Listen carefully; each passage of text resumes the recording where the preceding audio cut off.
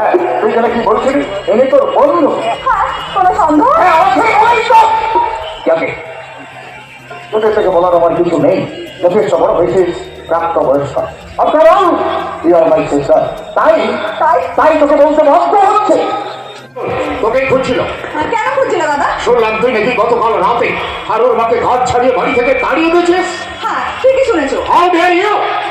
তুই জানিস গত 20 বছর ধরে হারুর মাই বাড়িতে রান্নার কাজ করছে? হ্যাঁ, জানি। আমি জানতে চাইছি কেন, কি অন্যায় করেছিল হারুর মা, যার জন্য তুই তাকে বাড়ি থেকে তাড়িয়ে দিয়েছিস? ঠিকই করেছি দাদা। তুমি তো জানো কাল রাতে আমার একটা বন্ধুর বার্থডে পার্টি ছিল, আর সেখানে গিয়ে দুটো বিয়ার খেয়ে আমার মাথাটা হ্যাং করে গেছিল। আর আর বাড়ি এসে আমি যখন হারুর মাকে বললাম একটা গ্লাস একটু হুইস্কি আর জল ঢেলে দাও, তার এত বড় সাহস, সে কিনা বলছে পারবে না।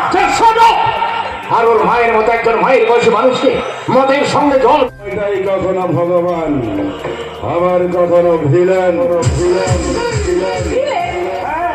এই যেমন ধরো ঝাঁসি রানী লক্ষ্মীবাই, এখনো আমি তোমার কোনো ক্ষতি করিনি কাছে ভগবান। আবার কয়েকদিন আগে আমি আমার আপন কাকার ছেলেকে খুন করে দিয়েছি, তাহলে তার কাছে আমি ভিলেন।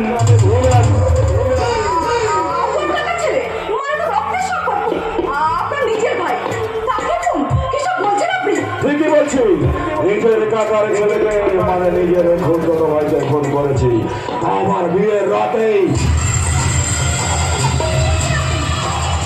ঠিকই বলছি, খবরের কাগজে খবরটা বেরিয়েছিল, দেখতে পারেন এই যে। দরকার নেই, আমি জানি, আমি নিউজে সব দেখেছি, কিন্তু কিন্তু পুলিশ আপনাকে ধরতে পারেনি, কারণ সময় সময় হলেই ধরা দেবে, তার আগে নয়। তাই বলে নিজের ভাইকে খুন?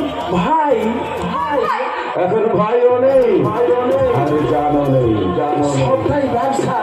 ম্যাডাম, এক সময় দেখেছিলাম সবুজ হাত কাটার জন্য কাস্তে হাতুড়ি জেগে উঠছে, আবার লাল তারা খসানোর জন্য বোমা বাঁধা হচ্ছে।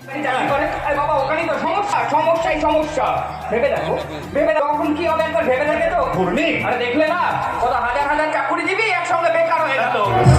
না আজকে দিন ওই সব অনুকূল কথা তুই বলিস রে বাপু।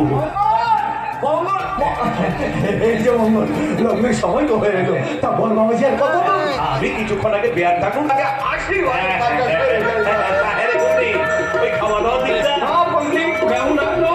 তো জ্বালা, এই বলদি তোমার কিসব জ্বালাবো? এই দেখো না ভাই, বরণ আসার সময় হয়ে গেছে, এদিকে বরণ ডালা গাছে কোথায় রেখেছি আমি খুঁজেই পাচ্ছি না। বরণ ডালা তো ছাদের তলায় রাখা আছে, দেখলাম। দেখেছেন, আমি দেখেছি, অথচ কাজের চাপে আমি সব ভুলে গেছি। মা রাজলক্ষ্মীকে সাজানো হয়েছে তো? হ্যাঁ কাকা বাবু, আমি নিজের হাতে ওকে সাজিয়েছি, বিয়ের সাজে ওকে যা লাগছে না, পরের চোখ একেবারে ছানা মোড়া হয়ে যাবে। ভালো বিয়েটা হয়ে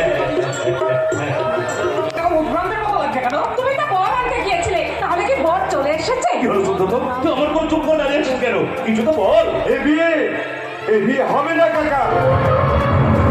সত্যত এই সুব্রত ভাই, এইসব কি পাগলের মতো কথা বলছো তুমি? পাগলের মতো নয় খন্নি, আমি যা সত্যি তাই বলছি। তোমার কথাগুলো তো আমরা কিছুই বুঝতে পারছি না। বুঝে না বললে বুঝবে কেমন করে? বুঝে বল। তোমার কথা মতো আমি বর আনতে বরের বাড়ি গেছিলাম, সমস্ত নিয়ম মেনে বরকে গাড়িতে তুলি, কিন্তু মাঝ রাস্তা একদল গুন্ডা গাড়িটাকে থামায়, জোর করে গাড়ি থেকে বরকে নামিয়ে টেনে হিসেবে ধরে মারে।